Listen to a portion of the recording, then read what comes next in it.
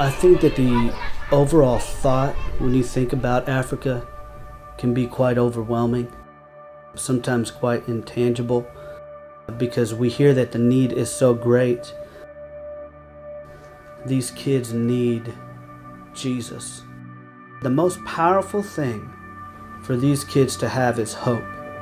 And if they have hope, they can change their culture. Seeing the kids, with the tears in their eyes, hearing about it, doesn't really put it in perspective for you. There are more kids than adults in that particular area because the adults die of disease.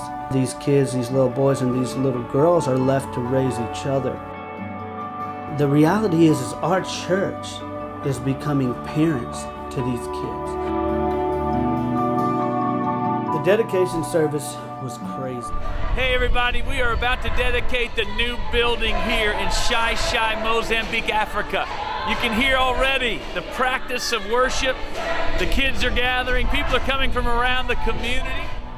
A cappella, beautiful harmonies, and just start going to town. And so we just sit there and we watch them. And then before long, they start to march around the church singing these songs, just praising God, praising the Lord. And after a while, I just looked out the window and I noticed that people and kids by the droves start running to the church. It's the most incredible thing I think I've ever seen. Our Pastor Joe Champion, got up. Pastor Lori went up with him and just ministered an effective word, a message like nothing these people had ever heard before. And it really just radically impacted their lives. 30 people gave their lives to Christ that day and joined the kingdom. I think when you get down to it, how big is today? Frankly, only heaven knows. I think it's bigger than we would ever ask or even imagine.